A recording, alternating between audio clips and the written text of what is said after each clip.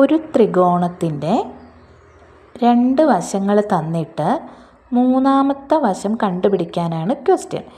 ഈ വശം 5, ഈ സൈഡ് 7. ഈ സൈഡ് എത്രയാണെന്നാണ് ക്വസ്റ്റ്യൻ. ഓപ്ഷനകത്ത് 15, 13, 12, 11 ഇതാണ് ഓപ്ഷൻ.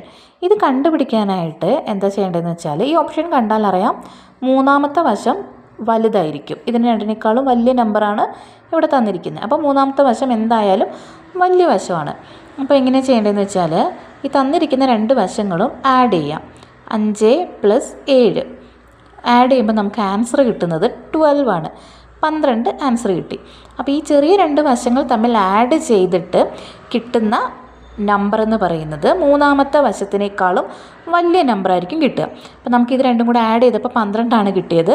അപ്പോൾ ഇനി ഓപ്ഷൻ നോക്കുക. ഓപ്ഷനിൽ 12 അപ്പോൾ ഈ 12 ചെറുതായിരിക്കണം ഈ വശം. അപ്പോൾ 12 ചെറിയ നമ്പർ ഓപ്ഷനിൽ 11 മാത്രമേ ഉള്ളൂ. അപ്പം ഈ സൈഡ് എന്ന് പറയുന്നത് 11 വരിക.